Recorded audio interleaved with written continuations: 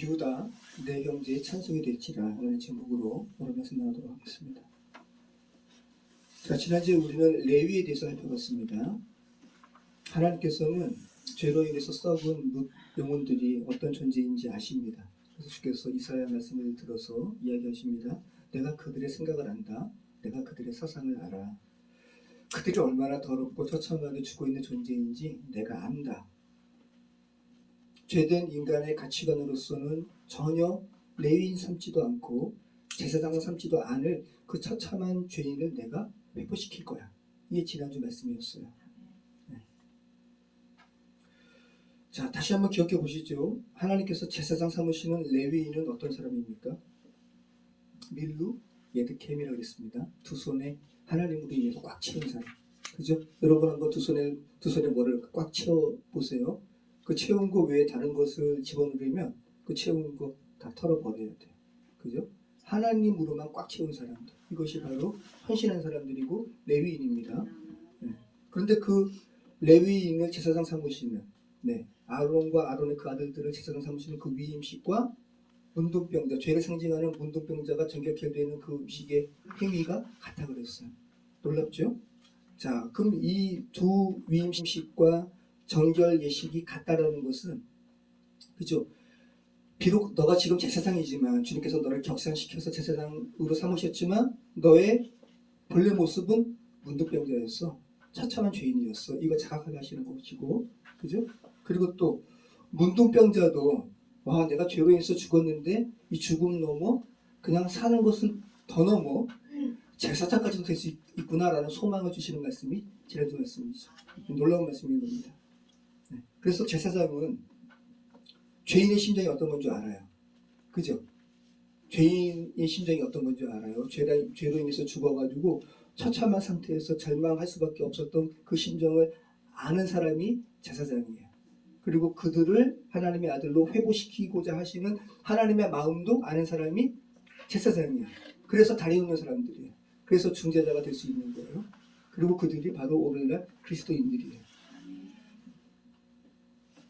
그래서 그들은, 제사장은 죄인의 심정, 죄로 인해서 마비돼서 팔이 떨어져 나가고 코가 떨어져 나가고 눈이 패이고 귀가 떨어져 나가는 그 아픈 심정을 아는 사람이라는 것. 그리고 그들을 깨끗하게 살리시려는 주의 마음도 아시는 사람이라는 것, 아는 사람이라는 것. 자, 제단에 뿌려진 피를 귓불이 오른쪽, 그리고 오른쪽 엄지손가락, 오른쪽 엄지발가락에 바름으로써 너가 죄 가운데 죽어 있었던 그 장소에 다시 가. 그리고 너가 왜곡되었던 그 귀가 들리는, 여전히 지금도 왜곡된 말이 들리는 곳으로 다시 가. 그리고 왜곡된 행위로 많은 사람들을 죽음으로 내모는 그 장소에 다시 가서 하나님의 살리심을 전해. 너희를 회복시키시는 주의 마음을 전해. 라고 기름 부심을 받은 자가 제사장이라는 것. 지금 기억하시기 바랍니다. 자, 우리 오늘 말씀 읽겠습니다. 창세기 49장 8절입니다. 유다야, 너는 내 형제의 찬송이 될지라. 내 손이 내 원수의 목을 잡을 것이요 내 아버지 아들들이 내 앞에 자라리로다. 자, 우리는 지난번에 이스라엘의 첫 번째 예언에서 르우벤 너는 이라고 외쳤던 것을 기억해요. 그죠? 자, 그 르우벤 너는 이라고 외쳤을 때 그 아버지 이스라엘의 마음은 참담했을 거예요. 너는 나의 장자인데 너는 나의 여인과 동침했다. 아, 이 말을 어떻게 하겠어요? 하나님께서 부어주신 유언이니까 한 거예요. 예언이니까 한 거예요. 그러니까 안타까운 심정으로 르우벤 너는 이라고 했습니다. 근데 지금 유다야 너는 하는 것도 똑같아요. 아타요, 아타. 강조하는 거예요. 이거는 야, 넌 정말 너무 대단해. 유다를 높이는 말이에요. 자, 어감은 전혀 다른 거죠. 자, 르우벤과 시몬과 레위까지 이스라엘이 하나님의 영감 중에 예언하면서 비록 하나님의 영가운데 사로잡혀서 예언하지만 또 인간됨을 주께서 사용하시니까 그 말을 하는 야곱은 슬펐을 거예요. 너무 슬펐을 거예요. 근데 지금 네 번째 유다를 언급하면서 하나님께서 죄된 인간을 회복시키시는 하나님의 은총에 대해서 이야기하는 거잖아요. 감사했을 거야. 네. 자, 유다라는 이름 자체가 찬송하리로다라는 의미가 있어요. 네. 참 재밌죠? 이름처럼 축복하는 거예요. 그리고 축복하는 그 이름이, 그 문장이 유다의 이름이 되었어요. 유다, 하나님을 찬송하리로다. 유다, 너는 너의 형제들의 찬송이 될 거야. 네. 자, 그러면서 무엇을 언급합니까? 자, 내 손이 내 원수의 목을 잡을 것이요, 내 아버지 아들들이 내 앞에 절하리로다. 자, 유다, 너는 내 형제들의 찬송이 될 거야 라고 말하면서 뭘 언급하는 거예요? 너의 손이 너의 원수의 목을 잡을 거야. 여러분, 원수의 목을 잡는 행위가 어떤 건지 한번 연상해 보세요. 그림 그려 보세요. 참, 북한의 김정은이 정권을 잡으면서 자기 고모부 장성택을 처형했잖아요. 근데 회의 석상에서 이제 끌려 나가고, 그 다음에 고문받았다 그러죠. 손에 뭐 사진이 다 나왔잖아요. 아마 고문 당한 것 같고, 그리고 이렇게 덩치 큰 호위병이, 인민군이 그 재판석, 인민군 그 인민재판석에 장성택, 그 북한에서 권세를 누렸던 그 장성택이 고개 숙이고요. 많이 맞았는지 얼굴도 벌겋고, 덩치 큰 그 인민군이 목을 잡는 거예요. 목을 잡는 거는 완전히 제압당한 거예요. 너무 불쌍하다. 그 사진 보니까 너무 불쌍하더라고요.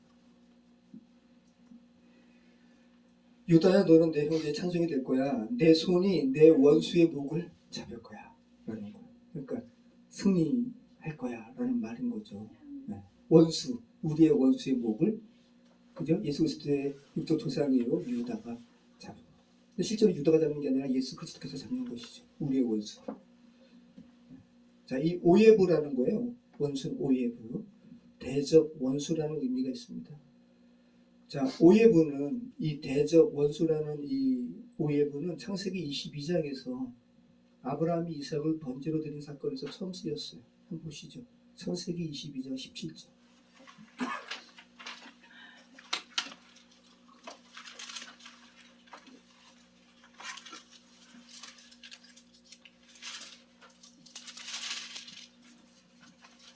자, 같이 읽겠습니다. 내가 내게 큰 복을 주고 내 씨가 크게 번성하여 하늘의 별과 같고 바닷가의 모래와 같게 하리니 내 씨가 그 대적의 성문을 차지하리라. 네, 하나님께서 너의 아들을 번제 삼아라 라고 말씀하셨을 때 아브라함이 즉각 순종했죠. 그리고 칼을 들어 정말 죽인 거예요. 마음으로는 이미 죽인 거예요. 그때 주께서 막으시고 이 축복의 말씀하신 거죠. 자, 그러면 너의 씨가 그 대적의 성문을 차지하리라 라고 할 때 너의 씨는 누구를 의미할까요? 예수 그리스도. 네, 정확히. 그래서 아브라함은 물론 육적으로 많은 자손을 낳았어요. 영적으로도 많은 자손을 낳았어요. 우리는 영적으로 아브라함의 자손이에요. 많아요. 근데 원수의 목을 우리가 잡습니까? 우리는 원수한테 지잖아요. 그죠? 그럼 원수의 목을 잡는 분은 단 한 분이에요. 예수 그리스도. 갈라디아서에서 바울이 그 이야기 하는 거예요. 다수가 아니라 하나라고.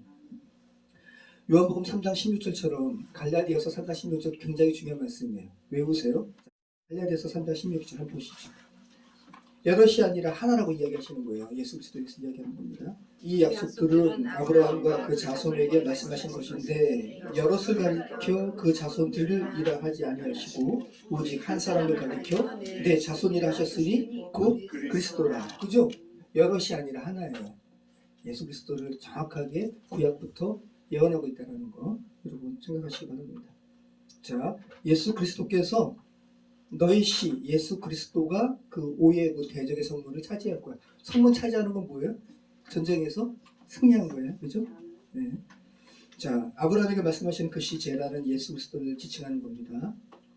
자, 그러면 이 대적 오예부 사단이죠. 사단인데 궁극적으로 그 사단과 우리가 결탁되어 있잖아요. 그러니까 우리로 하여금 그 사단에서 자유케 하신다는 말씀인 것이죠. 자, 성경에서 이렇게 성경은 결국은 우리의 이야기인데 우리가 가나안의 일곱 속에 그 아주 견고한 그 죄성과 싸워서 이겨야 되는 것이고 그 이야기하는 거예요. 그런 이야기들을 다양하게 말씀하신 것이라는 말씀입니다. 오늘 오예부도 마찬가지고요. 자, 오예부 대적은 저와 여러분으로 하여금 하나님의 생명이 들어가서 살아나지 못하도록 하는 원수예요. 원수와 결탁된 우리 자신이에요. 얼마나 우리가 이렇게 견고해요. 그죠?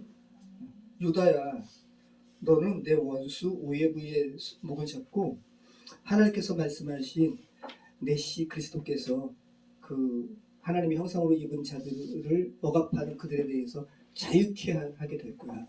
그래서 너는 형제들의 찬송이 될 거야 라고 이야기하고 있다는 거죠. 자, 얼마나 큰 소망이 됩니까? 유다야, 너는 내 형제의 찬송이 될지라 내 손이 내 원수의 목을 잡을 것이요 내 아버지 아들들이 내 앞에서 절하리로다. 그래서 성경에서는 목이 뻣뻣한 백성, 그죠? 이스라엘 우상 숭배하는 백성, 이렇게 목과 관련해서 하나님 앞에 목이 곧은 백성, 그죠?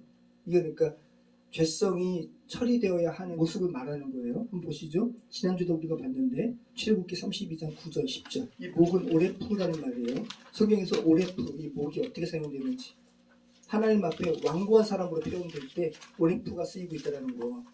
저와 여러분 지금 하나님의 자녀지만 이 오레프가 어떠세요? 뻣뻣하죠? 전 너무 뻣뻣한 것 같아요. 한번 자기를 한번 보시기 바래요. 하나님께서 그 뻣뻣한 자들에 대해서 뭐라고 이야기하는지. 출애굽기 32장 9절 함께 있습니다. 여호와께서 또 모세에게 이르시되 내가 이 백성을 보니 목이 뻣뻣한 백성이로다. 그런즉 내가 하는 대로 두라. 내가 그들에게 진노하여 그들을 진멸하고 너를 큰 나라가 되게 하리라. 그러면 이 세상의 모든 이 세상의 사람들 중에 지금 정말 뭐 이스라엘 백성뿐만 아니라 하나님의 형상으로 지금 받았잖아요. 근데 대다수가 정말 기독교인 별로 없거든요. 기독교인 중에서도 정말 하나님의 백성 별로 없고 대다수가 우상 숭배하죠. 그럼 이 말씀에 비추어 본다면 다 뭐예요? 목이 뻣뻣한 백성들인 거예요. 자기는 목이 전 부드러워요 하면서 저 108번 절하잖아요. 그죠? 우상 앞에서 이렇게 좀 부드럽잖아요. 아니에요. 하나님 보시기엔 목이 뻣뻣한 거예요. 출애굽기 33장 3절로 우리 5절까지 같이 읽겠습니다. 너희를 적과 꿀이 흐르는 땅에 이르게 하려니와 나는 너희와 함께 올라가지 아니하리니 너희는 목이 곧은 백성인즉 내가 길에서 너희를 진멸할까 염려함이니라 하시니 백성이 이 준엄한 말씀을 듣고 슬퍼하여 한 사람도 자기의 목을 단장하지 아니하니 여호와께서 모세에게 이르시기를 이스라엘 자손에게 이르라 너희는 목이 곧은 백성인즉 내가 한 순간이라도 너희 가운데 이르며 너희를 진멸하리니 너희는 장식으로 떼어내라. 그리하면 내가 너희에게 어떻게 할 것인지 정하리라 하셨습니다. 너무 무서운 말씀이죠. 지금 우리가 우상 숭배하면서도 하나님을 섬기지 않으면서도 이렇게 그냥 살아가는 거 이거 하나님께서 참으시는 거예요 지금. 그죠? 지금도 바로 나타나시면 다 죽어요. 얼마나 지금 상징적으로 말씀하십니까? 너희는 장신구를 떼어내라라는 말이 뭐예요? 슬퍼하라는 거예요. 자신의 처지에 대해서. 그러면 하나님께서 내가 어떻게 할지를 말씀하겠다. 말씀하시죠.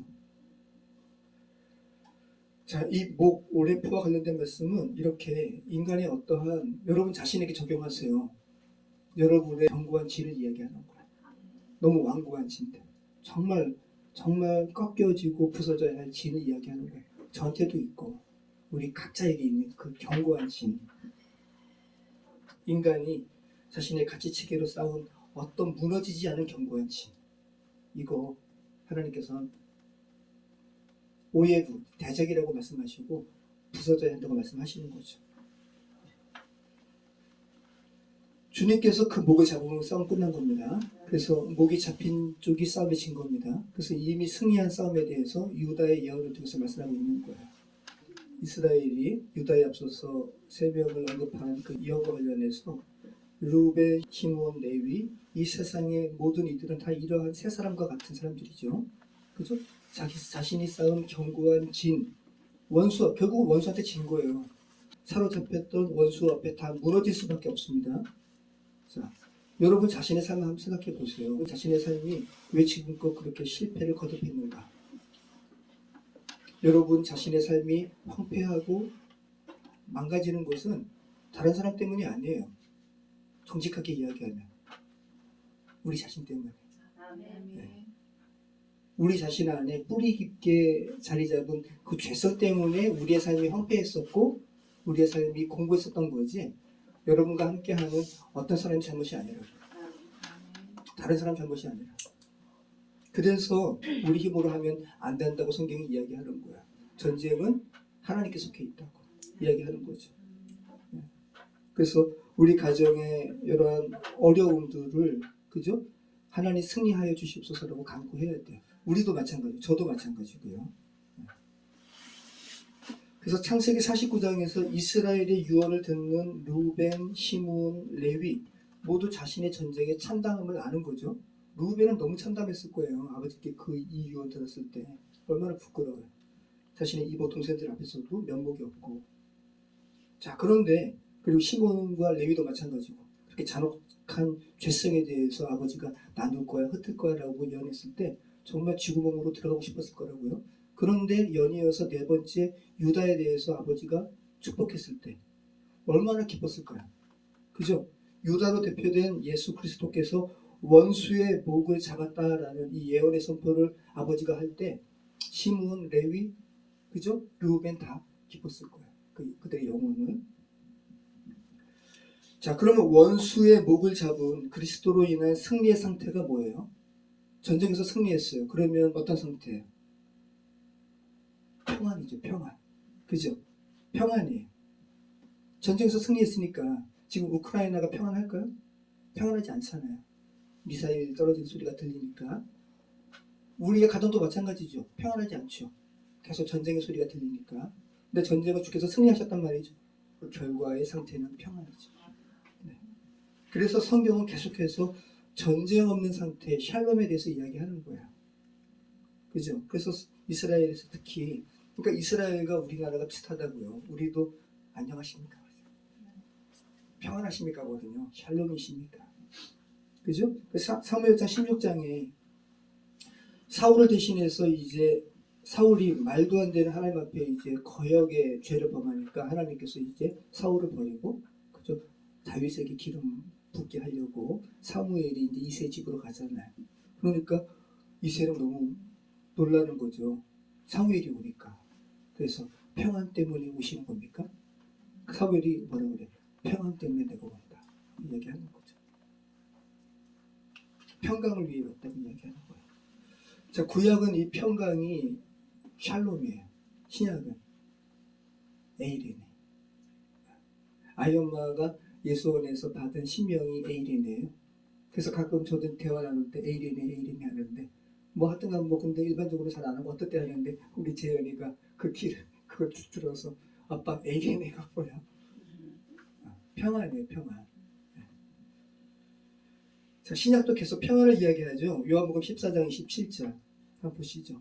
요한복음 14장 27절 평안을 너희에게 끼치노니 곧 나의 평안을 너희에게 주노라. 내가 너희에게 주는 것은 세상이 주는 것과 같지 아니하리라. 너희는 마음에 근심하지 말고 두려워하지도 말라. 자, 요한복음 16장 33절 이것을 너희에게 이루는 것은 너희로 내 안에서 평안을 누리게 하려 함이라. 세상에서는 너희가 환난을 당하나 담대하라. 내가 세상을 이기었노라. 네.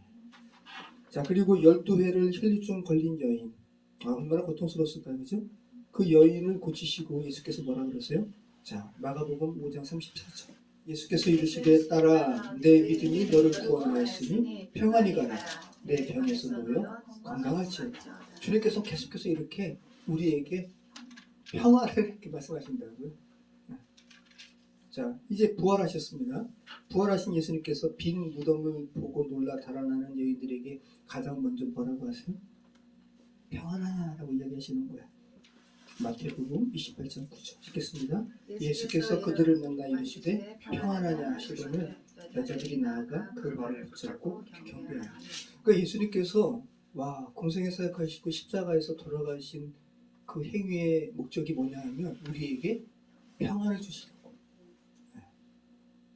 자, 바울도 예수 그리스도께서 우리에게 이루신 이 일에 대하여 에베소서 2장 14절 이하에서 말씀합니다. 우리 한번 찾아보시죠. 에베소서 2장 14절로 18절. 그는 우리의 화평이신지라 둘로 하나를 만드사 원수된 것 곧 중간에 막힌 담을 자기 육체로 허시고 법조문으로 된 계명의 율법을 폐하셨으니 이는 이 둘로 자기 안에서 한 새 사람을 지어 화평하게 하시고 또 십자가로 이 둘을 한 몸으로 하나님과 화목하게 하려 하심이라. 원수된 것을 십자가로 소멸하시고 또 오셔서 먼데 있는 너희에게 평안을 전하시고 가까운 데 있는 자들에게 평안을 전하셨으니 이는 그로 말미암아 우리 둘이 한 성령 안에서 아버지께 나아감을 얻게 하려 하십니다. 네, 하나님의 십자가 사역의 궁극적인 목적, 우리에게 평안을 주시려고. 그 말은 우리가 원수 오해부에 묶여있는 것에 대해서 주께서 자유케 하시려고, 막힌 담을 허시려고, 그죠? 우리 공동체와 우리 가정에 막힌 담을 주께서 허신다라는 것, 다시 한번 생각하시길 바라요. 근데 성경 안에서도, 근데 우리가 말하는 평안은 기만일 때가 많잖아요. 평안을 외치지만 실제로는 평안하지 않은, 성경에서도 그러죠. 죄된 사람들이 그렇다라는 거죠. 평안을 이야기하면서 암살해요. 그죠? 요압과 아마사의 이야기. 그러니까 인간이 말하는 평안은 가시적인 평안인 거예요. 평안을 원하는 현실을 자각하면서도 정말 평안하기를 원해. 그죠? 이러한 정말 평안을 소망하면서도 정작 자신이 자신만의 전쟁을 계속하고 있기 때문에 가시적인 평안을 전할 수밖에 없는 거예요. 자기가 계속 그 전쟁하고 있으니까. 네. 우리가 얼마나 많은 평안을 얘기해요. 그리고 또 다투고, 평안 얘기하고 또 다투고. 정말 그래서 언제 이 고리가 끊어질까? 그죠? 우리의 숙제죠. 하나님께 온전히 삶을 드릴 때 평안이 가능한 줄 믿습니다. 예수께서 말씀하시는 평안은 진정한 전쟁의 진정한 종식이라는 거. 이미 그리스도께서 십자가에서 승리하셨기 때문에, 승리하신 전쟁이기 때문에 평안하라 말씀하시는 거예요. 바울이 말하는 그리스도께서 전하시는 평안의 결국은 뭡니까? 성령 안에서 하나님과의 하나됨이 평안의 상태라고 이야기하는 거예요. 바울이 이야기하는 거죠. 평안이라는 것은 하나됨이라는 거. 하나님과 하나 되면, 그죠? 수직적으로 하나 되면 수평적으로도 하나가 되죠. 그럼 우리와 함께하는 자들과 하나 되지 못하는 것은 하나님과 하나 되지 못한 결과라는 것을 우리가 알게 돼요.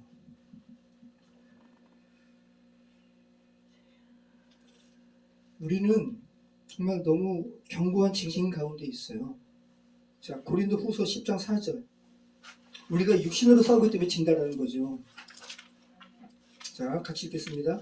우리의 싸우는 무기는 육신에 속한 것이 아니에요. 오직 어떤 견고한 진도 무너뜨리는 하나님의 능력이라. 모든 이론을 무너뜨리며 하나님 아는 것을 대적하여 높아진 것을 다 무너뜨리고 모든 생각을 사로잡아 그리스도에게 복종하게 하니 너희의 복종이 온전하게 될 때에 모든 복종하지 않은 것을 벌하려고 준비하는 중에 있노라. 여기에 모든 이론을 무너뜨리고 하나님을 아는 것을 대적하여 높아진 것 중에 하나는 우리의 견고한 짐도 있다는 거예요. 세상 철학뿐만 아니라 우리의 어떠한 너무 딱딱한, 너무 완고한 우리 심령이 있다는 거죠. 이것도 주님의 십자가 안에서 부서져야 하는 것이라고, 그리고 이것은 우리의 힘으로 부서뜨리지 못하고 하나님의 능력이라고 이렇게 이야기하고 있다는 거 기억하시기 바랍니다. 자, 오늘 말씀 다시 한번 9절로 10절 말씀 한번 읽어보시죠. 유다에 대한 예언을 계속해서 합니다. 이스라엘이 유다는 사자 새끼로다. 내 아들아 너는 움킨 것을 찢고 올라갔도다. 그가 엎드리고 웅크림이 수사자 같고 암사자 같으니 누가 그를 범할 수 있으랴. 규가 유다를 떠나지 아니하며 통치자의 지팡이가 그 발 사이에 떠나지 아니하기를 실로가 오시기까지 이르리니 그에게 모든 백성이 복종하리로다. 네. 9절과 10절 여러분이 읽으셨는데 이미지를 한번 그려보세요. 어떤 강력한 통치에 대해서 이야기하는 거예요. 예수님의 통치에 대해서 사자로 표현하는 거죠. 그 사자가 그저 자기의 먹이를 움키는 거예요. 찢는 거예요. 얼마나 강력해요. 그리고 올라가요.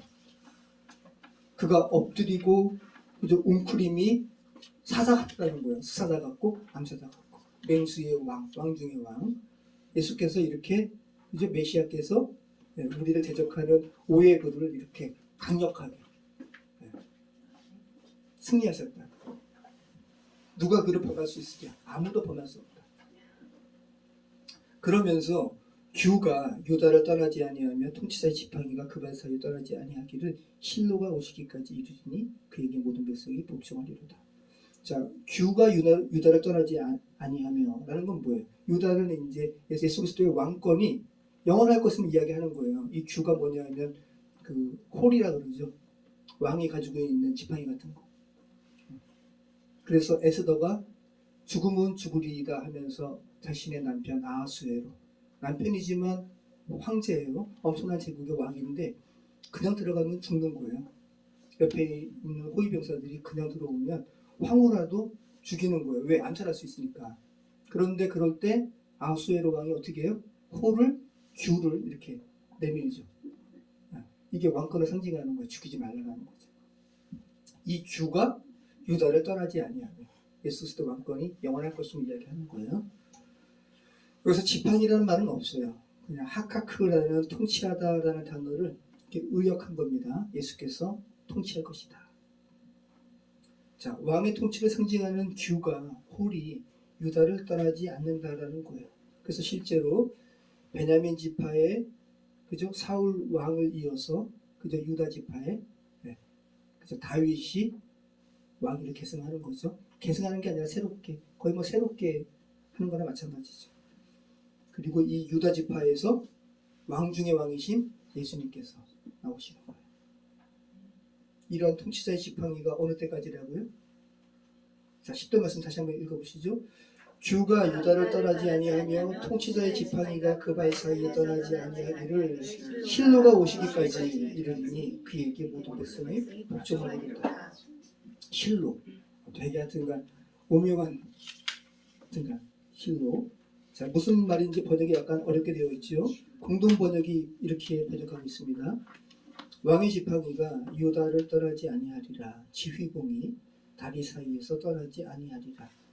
참으로 그 자리를 차지할 분이 와서 만 백성이 그에게 순종하게 되리라. 그 실로를 공동 번역은 어떻게 번역했냐면 그 자리를 차지하실 분. 자, 그러면 그 자리를 차지하실 분이 누구예요? 예수님. 그리고 또 기름 부으심의 구약의 히브리어 말로 한다면 메시아. 네, 메시아. 실로 메시아예요. 자, 참으로 그 자리를 차지할 분이 와서 메시아가 오셔서 만 백성이 그에게 순종하리로다. 이 순종하리로다라는 말은 이카하라는 단어거든요. 오늘 본문에 처음 쓰였어요. 그런데 구약에서 두 번밖에 사용되지 않았어요. 이카하. 다른 의미로는 정화예요. 정화. 하나님의 예수님의 백성이 정화된다는 거예요. 깨끗게 된다는 거예요. 진정한 왕 예수님께서 오시면 예수님과 그분의 사이의 관계를 표현하는 단어가 있다면 정화라는 거예요. 깨끗함이라는 거예요. 그리고 다른 말로 하면 또 순종이라고 번역을 했어요. 당연한 거죠. 내가 죽고 내 안에 예수님께서 사시는 상태가 됐으니까. 자, 실로 아까 메시아라고 그랬잖아요. 자, 그럼 실로가 하는 일이 뭘까? 다른 말로 메시아가 하는 일이 뭘까? 여러분 한번 기록해 보세요. 자, 메시아가 하는 일이 뭐예요? 자, 제가 성경 구약에서 예언된 말을 제가 이렇게 알려드릴게요. 적어보세요. 메시아, 실로가 와서 메시아가 오셔서 하시는 일에 대하여 가장 먼저는 만방을 자기에게 모으는 일을 하세요. 당연한 거 아니에요? 자기 백성을 모으시는 거예요. 그죠? 자, 이사야 2장 2절로 3절. 말일에 여호와의 전의 산이 모든 산 꼭대기에 굳게 설 것이요 모든 작은 산 위에 뛰어내리니 만방이 그리로 모여들 것이라. 많은 백성이 가되 이르기를 오라 우리가 여호와의 산에 오르며 야곱의 하나님의 전에 이르자. 그가 그 얘기를 우리에게 가르치실 것이다. 우리가 그들로 행하리라 하리니 이는 율법이 시온에서부터 나올 것이요 여호와의 말씀이 예루살렘으로부터 나올 것이니라. 자, 이 말일은 각각의 인생의 시간이라고 했어요. 말일에 우리는 여러분이 사랑하는 가족들, 여러분이 사랑하는 이웃들은 다 이 소리를 들어야 돼요. 그리고 메시아가 우리를 모으신다라는 소리를 들어야 돼요. 여러분 그 소리를 듣고 지금 메시아께로 가는 겁니다. 자, 이 똑같은 말이 요한복음 11장 52절에 있어요. 또 그 민족만 위할 뿐 아니라 흩어진 하나님의 자녀를 모아 하나가 되게 하기 위하여 죽으실 것을 미리 말함이로라. 예, 흩어진 하나님의 자녀를 모으시는 거예요. 예수님께서 하시는 거예요. 메시아가 하시는 거예요. 자, 그럼 그 모은 이들을 그럼 주님께서 어떻게 하세요? 주님께서 그 말일에 각각의 죄된 인생 가운데 모은 이들은 죄 가운데 모여진 거예요. 그죠? 그럼 죄 가운데 모여진 이들을 주님께서 어떻게 하셔야 돼요? 그쵸? 정화시키는 거 다른 말로 하면 속량하셔야 되죠. 구약의 표현으로 속량입니다. 바울이 갈라디아서 4장 5절에서 속량이라고 표현했습니다. 자, 율법 아래에 있는 자들을 속량하시고 우리로 아들의 명분을 얻게 하려 하십니다. 율법이 있는 이유는 죄를 깨닫게 하려 하시는 거죠. 그죠? 그러니까 주님께서 당신의 자녀를 모으시고 율법을 통해서 내가 죄 가운데 있군요. 내가 죽을 수밖에 없군요. 라고 문둥병자처럼 처절하게 자신의 상태를 절감할 때 주님께서 그를 속량하시는 거예요. 죄를 깨끗게 하시는 거죠. 자, 메시아의 실로가 하시는 일, 첫 번째 만방을 모으시는 일, 두 번째 모은 이들을 속량하시는 일, 세 번째 똑같은 의미지만 표현을 좀 다르게 하는 거죠. 인류의 죄를 담당하시는 일. 베드로전서 2장 24절. 그러니까 구약의 예언의 말씀은 신약의 예수님을 만나고 부활의 의미를 깨달은 이들이 이제 깨닫게 되는 거야. 구약의 예언의 말씀이 이렇구나. 메시아가 이런 일을 하는구나 라는 것을 깨닫고 기록하는 거죠. 자, 베드로전서 2장 24절. 신이 나무에 달려 그 몸으로 우리 죄를 담당하셨으니 이는 우리로 죄에 대하여 죽고 의에 대하여 살게 하려 하십니다. 그가 채찍에 맞으므로 너희가 나음을 얻었나니. 네. 인류의 죄를 담당하시는 메시아의 그런 일입니다. 세 번째죠. 네 번째는 메시아의 네 번째 일은 우리에게 모든 것을 가르쳐 주시는 일이에요. 자, 요한복음 4장 25절. 수가성의 여인이 고백하죠. 요한복음 4장 25절.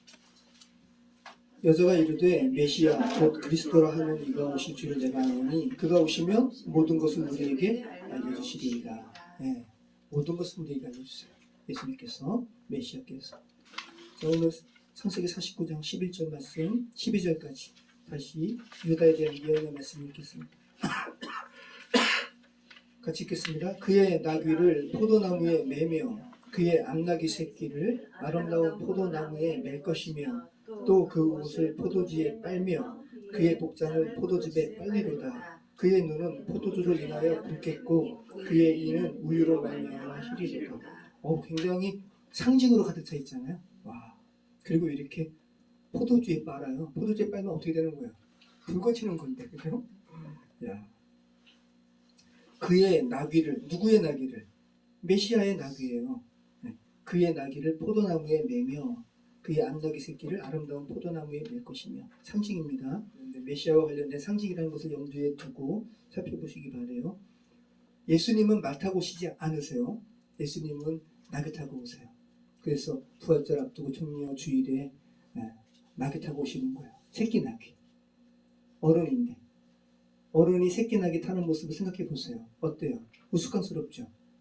근데 북한의 김정은은 말 타죠. 북한 주민들 다 굶어 죽는데 흰말 수입해가지고, 그죠? 창조주이신 예수님께서 어울리지 않게 어린 나귀를 탄다는 것은 뭐를 의미하는 거예요? 예수님의 왕되심은 세상의 이러한 죄된 세상의 왕권과는 다르다. 예수님은 겸손하신 분이시다. 알게 되죠? 우리 죄된 세상과 어떻게 다른지. 자, 그리고 이제 포도주와 관련된 말이 나오는데 그의 복장을 포도즙에 빨리로다. 그 옷을 포도주에 빨며. 자, 이 말씀을 읽으시면 여러분이 어떤 말씀이 연상이 되세요?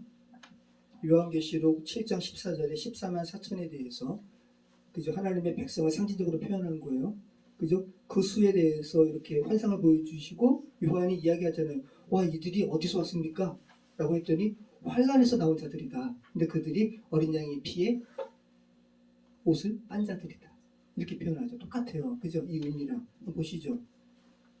요한계시록 7장 14절.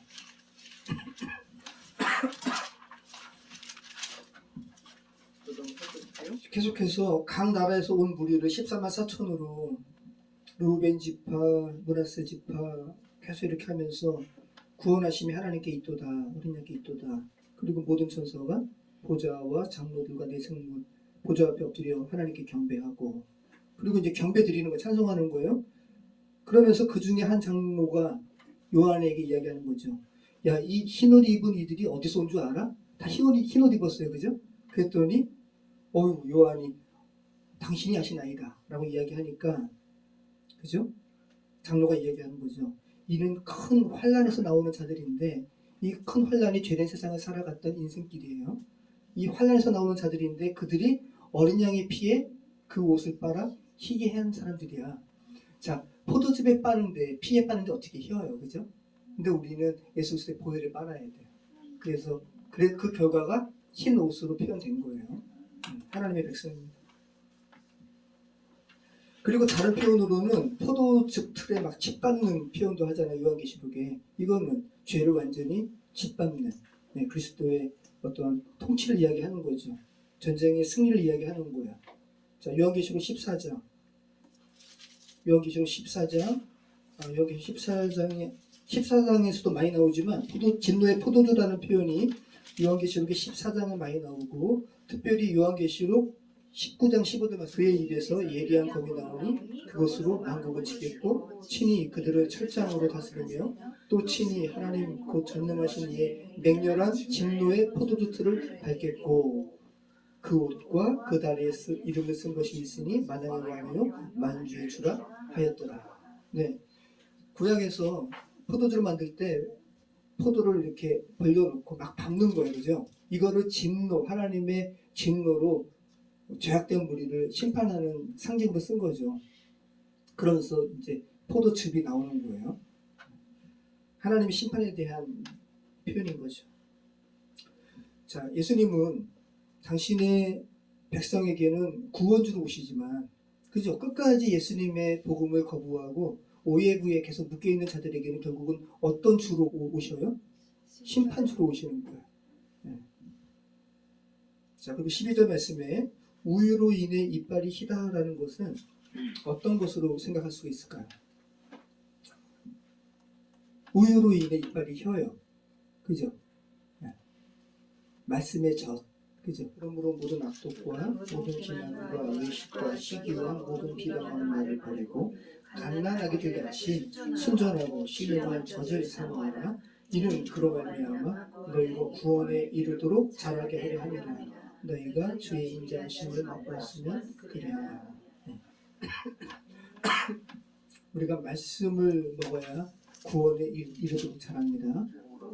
오호라 너희 모든 목마른 자들아 물러나오라. 돈 없는 자도 오라. 너희는 와서 사 먹되 돈 없이 값없이 와서 포도주와 젖을 사라. 너희가 어찌하여 양식이 아닌 것들을 위하여 은을 달아주며 배부르게 하지 못한 것을 위하여 수고하느냐. 내게 듣고 들을지어다. 그리하며 너희가 좋은 것을 먹을 것이며 너희 자신들이 기름진 것으로 즐거움을 얻으리라. 너희는 귀를 기울이고 내게로 나와 들으라. 그리하면 너희의 영이 살리라. 내가 너희를 위하여 영원한 언약을 맺으리니 곧 다윗에게 허락한 확실한 은혜이니라. 자, 너희는 와서 사 먹어야 된다는 거예요. 그런데 돈 없이 사 먹으라는 거예요. 그러니까 이 말씀이 의미하는 바는 너희의 생명을 살리는 말씀의 젖은 그냥 자동으로 주어진 것이 아니라 지불됨이라는, 그죠? 예수 그리스도 피값이죠. 지불됨이라는 구체적인 효력의 행위의 결과라는 거예요. 그냥 너희 와서 사 먹어. 그런데 이 사 먹는다라는 행위가 분명히 이 안에 있다라는 거. 그런데 값없이 사 먹어. 참 말이 안 되죠. 이율배반적이잖아요. 근데 예수 그리스도의 피값으로 대가가 치러진 이 말씀을 사 먹으라고 이야기하고 있습니다.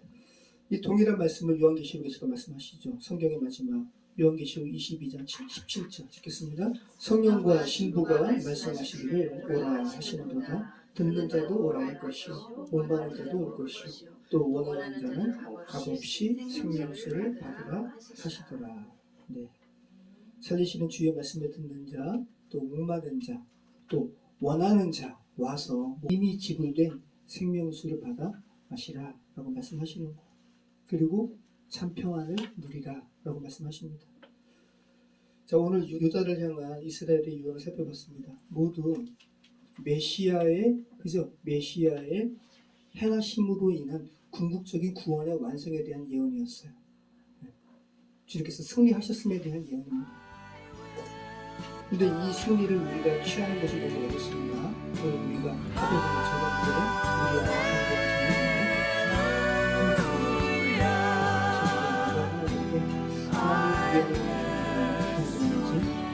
회복시켜 주시옵소서. 정말 부서뜨려 주시옵소서. 너무 경고하고 주시옵소서. 이것으로 인해서 저희가 너무 걱정스럽습니다. 주님 부서뜨려 주시옵소서. 경고하시면 이 시간 지냈으면 좋겠습니다.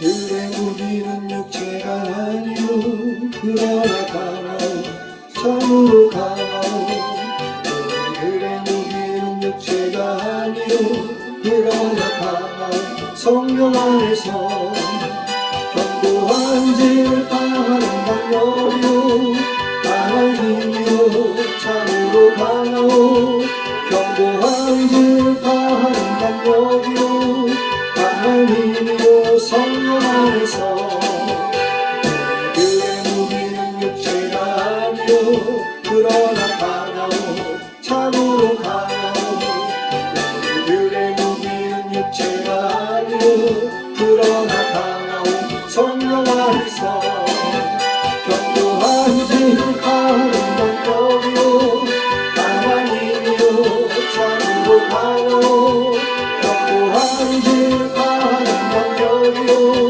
강한 힘이요 성령 안에서 그들의 무기는 육체가 아니요 그러나 강하오 참으로 강하오 그들의 무기는 육체가 아니요 그러나 강하오 성령 안에서 견고한 질 바하는 강력이요 강한 힘이요 참으로 강하오 견고한 질 바하는